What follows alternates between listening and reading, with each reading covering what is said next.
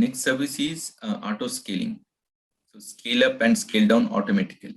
Okay. For example, I am a customer. I am using AWS. For example, I am hosting some shopping application of mine on the AWS. Right. So whenever I can configure my website, okay, I can specify that when to scale up and when to scale down.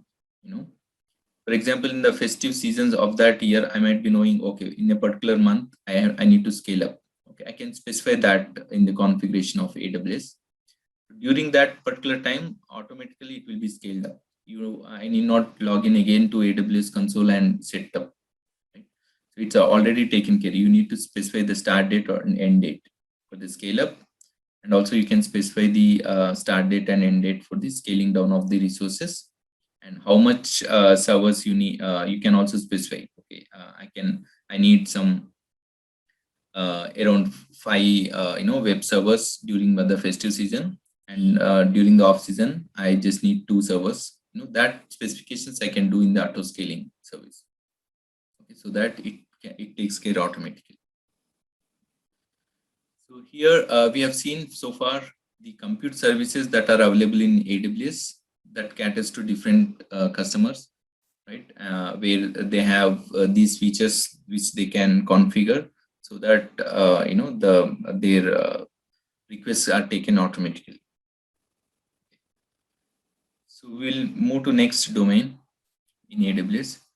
So here you have storage services. Okay, so we'll go through all of them. S3, CloudFront, one by one. S3 is nothing but you have the file storage. So it's not a database, but it's just a file storage. The multiple files that of your organization that you want to place. Okay, so S3 is the place where they can place their files. And CloudFront is an service where it will cater to the content delivery network. For example, what is provided by Amazon CloudFront? Okay. For example, if you go through that route of AWS, okay, so the fastness of the delivery of the content, that is automatically taken care by AWS. Okay. So how that is done? Maybe I will try to explain more here. Okay. So now, for example, I am there in India, and I have my shopping website hosted in the Indian servers. Okay.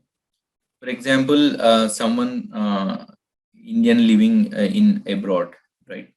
So for example, he wants to use my shopping application and order something for their parents or for their relatives in India, right? So he has to log in from a different country. Okay. So my application, shopping application, can serve better for the Indian customers because the server is hosted here. So there will not be any latency for the customers who are using my application in India because the server is hosted here. Okay.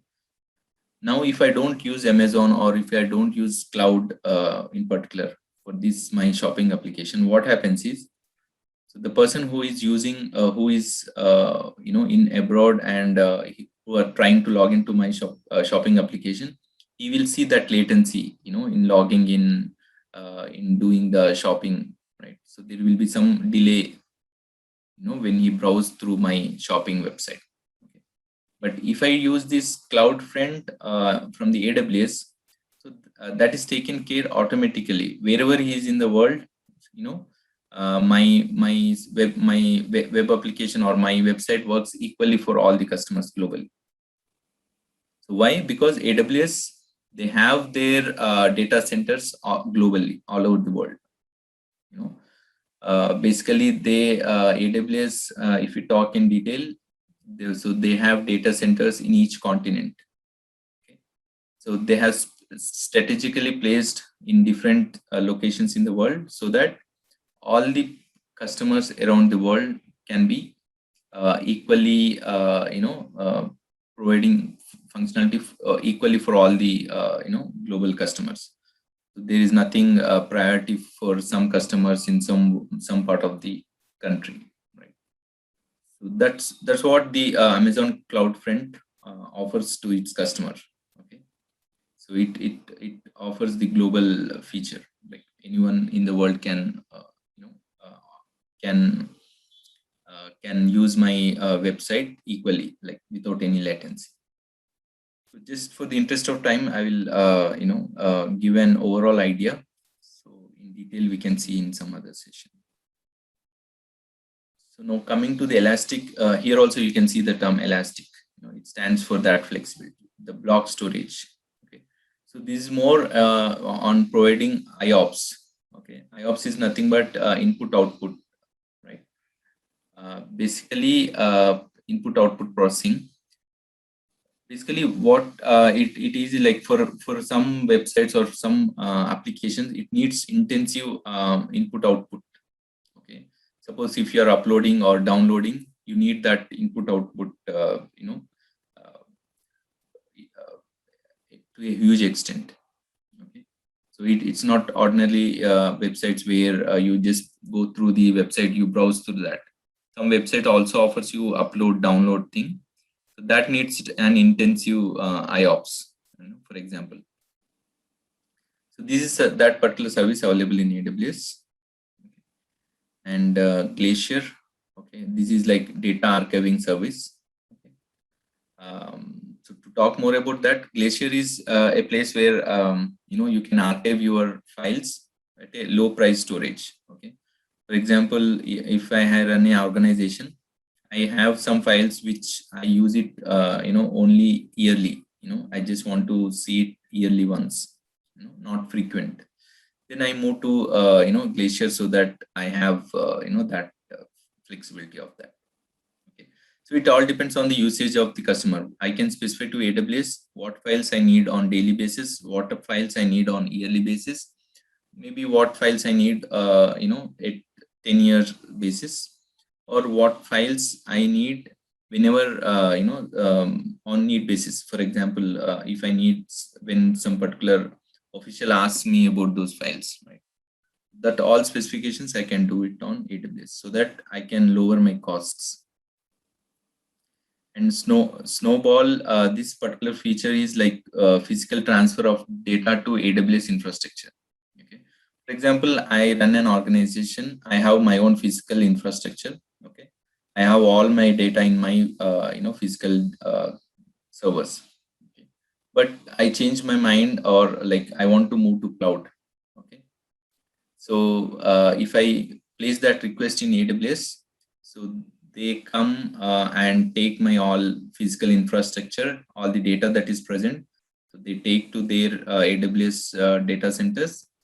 They change the infrastructure. Now, whatever data is present in my physical servers, they move it into the cloud so that I can access them over the cloud. That is Snowball. And you also have the storage gateway. Basically, it provides an seamless integration between your on-premise and AWS infrastructure. Okay. This is the case where if I run a large organization, right, I want a hybrid model. For example, I want some servers internally, locally. I want to place it in my office. Okay, and some data I want to put it on cloud. So basically, this storage gateway, it provides an integration where, to me, everything looks same. Even the data is in my local office, or if it is in cloud, everything looks same to me. Okay, but in the background, they are placed in different parts of the world. One is placed in my local servers, one is placed in the cloud. Okay. So overall, in this slide, we have seen storage services that are provided by AWS. Now, similarly, we have these many services available in database. Okay, so just interest of time, I will be spending more time on the later slides where you have use case. Okay. So now here you can see RDS, Aurora, DynamoDB, Elastic Cache, Redshift. So these are the different database services provided by the AWS. For example, different customers might have different preferences. They might want to use DynamoDB. Someone wants to use RDBS, right?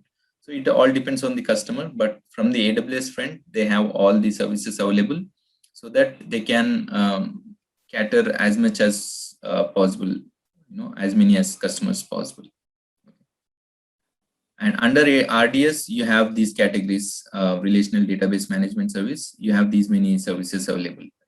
Customers can order Oracle or Postgres, SQL, MySQL, Amazon Aurora, SQL Server, MariaDB.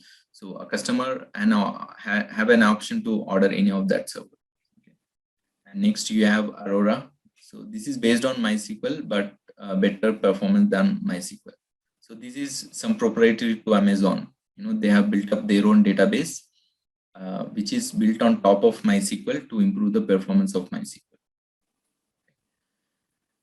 And non-relational database, you have DynamoDB. And so some applications needs more cache, to be available. So in that case, they can opt for Elastic cache. And Redshift, this is more on the data varying, applications. So those customers can order this particular fully managed petabyte scale data warehouse service. Now moving to the different domain, we also have the network services available. Customers can also opt for this. So in the VPC, you see a virtual network where you launch your own AWS resources. For example, this is for the large enterprises where they want to have their own virtual network. They want to order the servers, but they want to have this fencing, the blue one that you see. Right. So these are all dedicated for their own organization. You have direct connect. It is a leased line using which you can directly connect to AWS infrastructure. This is like, for example, customers can log into their AWS console and order the servers or access these servers during using AWS console. But large enterprises, they don't opt for this internet route. They want their own dedicated direct connect, so that their office directly connected to AWS. It is not available through internet. It is directly connected to AWS. Okay. This improves the latency. There is a very less latency if they access through this dedicated connect. Okay. Small organizations, they when they are in trialing their solutions, they might use internet, to access AWS. But large enterprises, if they don't want their traffic on the internet, or they don't want any latency, they opt for direct connect. Okay. So direct connect is that particular network service. And route 53 is their domain name system. Okay, so there is some historical importance to this number 53. That's why they put the name route 53. Mainly, this is for the domain name system. You want to name your websites. So you can use this service so that that domain name cutoff can be available to their end customers. And next category is the management services. Okay, here you have different services. So we'll glance through all of them. So CloudWatch is a cloud monitoring tool. Okay, basically, if I have ordered those services and I'm using those AWS services, okay, here you can see each symbol is for a different service. Okay, so in AWS you have these particular logos identifying their own service. Okay, if I go through the previous slides, you can see these logos. This is for direct connect. Okay, and for route 53 you have this one symbol. So likewise, if I'm using different services, right, so I can also opt for CloudWatch, which is a monitoring tool. Basically, it will see my own services that I'm using of AWS. If something is down, it will let me know. If some RAM is overutilized, or it's almost coming to the full utilization of the RAM, it will let me know immediately so that I can improve its size. So that's all on the CloudWatch as a cloud monitoring tool.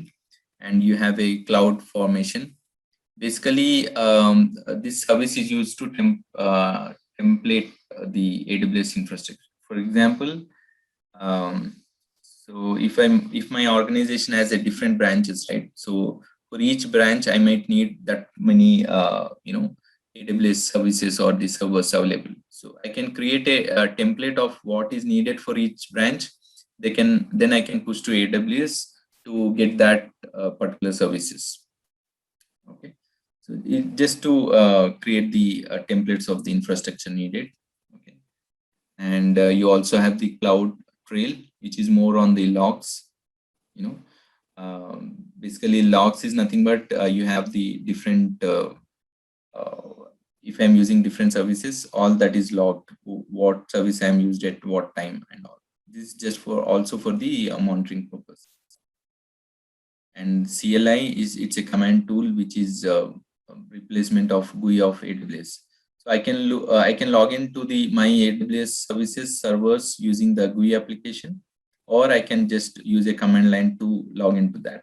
Okay. So more like for Linux, I use command line, and for Windows I use GUI. Okay. So that's just an example, but there are several cases where you will be needing only the CLI. Okay. So that's a particular case, but that is available in AWS. And also you have the ops work. Basically, this is like a configuration management tool. These tools are management services, nothing but it helps the customer to optimize its cost, also to know more about what services he's using at a glance. Right? So here he can see what services he's using at a glance, and configure them accordingly. Basically, if I see like I'm using a lot of Windows servers, then I can configure them here. The count of those services. At a glance, it will give me an idea of what my infrastructure is. And the trusted advisor is a personal assistant to you in the AWS infrastructure. Basically, when you opt for this particular trusted advisor, okay, so that person, he will personally call me and he will tell you. He will tell me like what are the costs associated, how can I minimize the cost, how can I better optimize my use in AWS. And coming to the security services, we have IAM, which is identification and authentication management tool. Also, we have create and manage encryption keys to encrypt your data. Okay, so these two services are nothing but which will make my organization more secure. I can specify who all can see my web application or my internal application. Also, I can use the private key, public key, so that I can encrypt, decrypt my data on my servers. Okay. So this is one important slide where you can see different cloud offerings. So at a glance, it will tell you, what are the different offerings available on the cloud. Now, if I see first one, let's see the first one, on-premise. So I hope you might be knowing about what is on-premise. Right? On-premise is nothing but in my office, there will be a server on-premise, physical server which I can see in my office, right, in my organization. So this is the traditional way of organizing the infra. Right? So I have an office, I have a separate data center where I can put all my servers there. Right? That is called on-premise. In on-premise, you can see all this color, everything that you manage, right? So if I have an organization, I have on-premise servers, all these I have to manage, right? For example, I have to manage the networking of it. I have to manage the storage, how much storage is required. I have to procure those servers.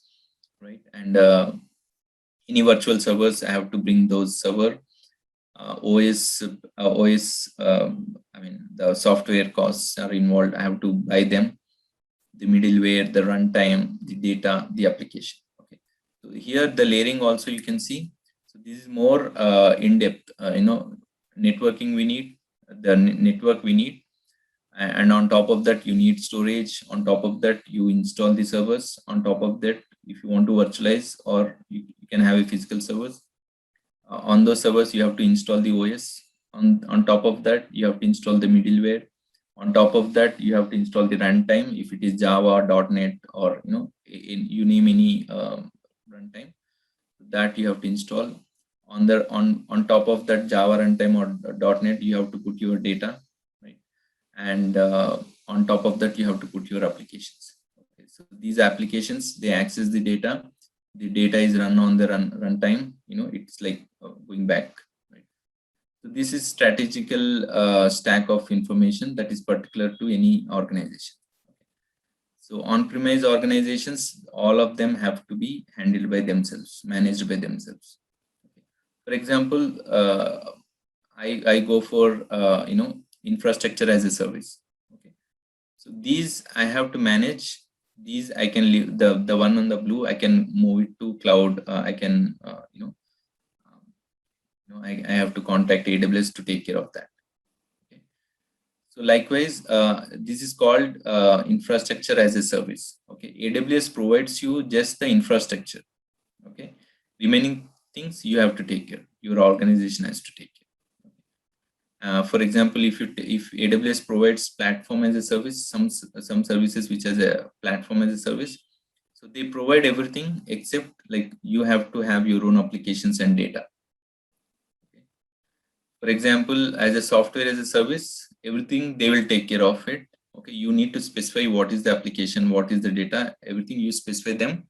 Then they provide that as a SaaS application. Okay, so you need not have your own teams to manage any of this. Everything will be taken care by a cloud provider. Okay, you need to just specify what that application should be, how it should be, what data should be there, right? What should be the runtime? Is it Java or .NET? Those specifications you will tell. Remaining they take care of that. So mostly the startups generally they take software as a service from AWS because everything will be managed by AWS. They need to just specify few specifications so that they can quickly bring up their applications. Okay, so hope you know now the different cloud offerings, right? These are the different cloud offerings. They are available with any cloud provider. So generally you will see the terms as SaaS is SaaS. So that is nothing but software as a service. Okay, you will see PaaS, PaaS. Okay, that is platform as a service. You will see IaaS, okay, infrastructure as a service. Okay. So these are the different services. So if you move right, so the whole thing will be taken care by the AWS, the rightmost. Or it can be taken partially also, as in case of platform, as in case of infrastructure. Okay. So in case of platform as a service, so AWS will just provide you the platform. On top of that, you can have your own applications. In the infrastructure as a service, AWS or the cloud provider will provide you the infrastructure. On top of that, you have choice of installing your own OS, all that stuff, your own applications. Okay, so let's move to the next slide. So benefits of AWS, as you know, it's easy to use. That's the more use case of it. The benefit of it, it helps the customers to quickly bring up their applications. Okay, and also easy to use. You need not worry about the hardware, the licensing, everything. Everything will be taken care by AWS. And benefits of AWS, one more benefit is the flexibility. Okay, you have variety of options available. Okay, you will be given a lot of options when you opt for AWS, so that it offers you more flexibility. You are not restricted to any particular technology or any particular server type. You have a lot of flexibility in ordering your servers or using the servers. Okay. And cost effective, yeah, we have been talking about that from the beginning. You only pay for what you use, pay only for the compute power, storage, and other resources, right? There is no long-term contracts or upfront commitments. So, you can use it for short term as well. Like for a month, I can use AWS and close my servers, right? If I don't use them. So that cost effective is the main benefit of AWS. Also the scalable, like as I said, scaling up or scaling down, that is being provided. And yeah, it's obviously like all the performance aspects is taken in the background. you need not worry about improving the performance. That's already taken care by AWS in the background. Okay. Now let's see about a particular use case. Why we need AWS. Okay. For example, if I am creating a website using AWS. Okay, so what all I will be needing? Okay, so I will be needing file servers so that I can store my files there. I need database so that I can store the data of the users, by their username, right? I can store the data. So I need a database, I need a file server, I need some server so that I can host my application, right? The web server. And I need some DNS, like where I need specify, my own name of the website. For example, www.krishna.com. I can specify that to AWS so that they take care internally, and they provide you that feature. So once that is everything available on the AWS, then I can publish my website so that users can start logging into that. So internally, so this is my simple requirement or the request to AWS. So how that is taken internally, right? So internally, you have these many services available. Okay. So first you have the Route 53. Okay. So whenever user is logging in, he has to come through that. Then internally, you have this auto scaling group or the load balancer, so that the load is equally balanced, right? And you have the elastic bean stack so that it provides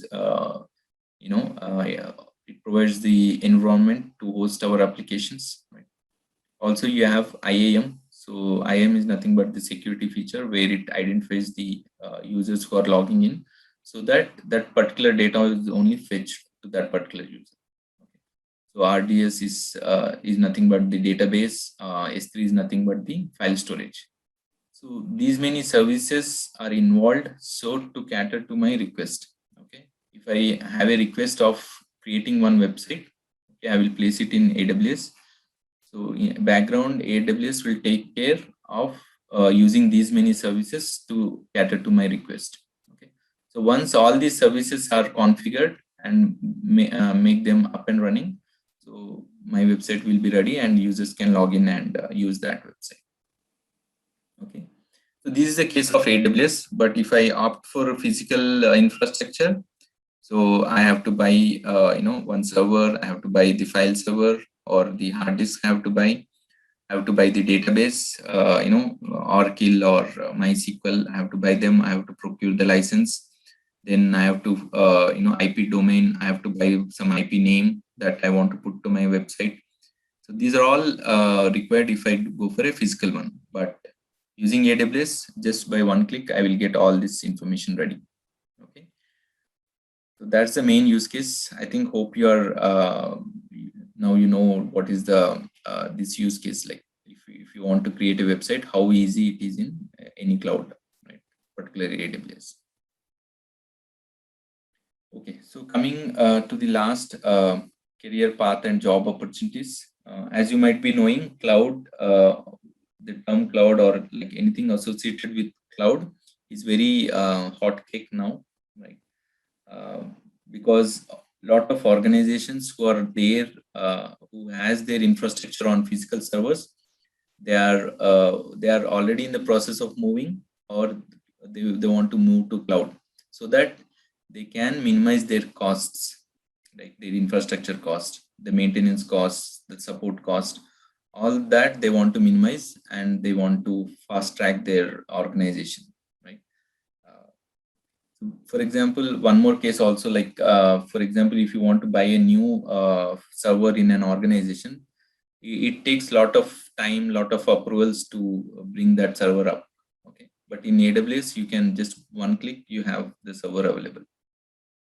Okay, so coming to career path, yeah, I mean it's an hotcake now, and so as a lot of organizations are moving to cloud, so there is a lot of requirement for in the space of cloud computing or cloud providers, creating a cloud platform. So there are a lot of job opportunities.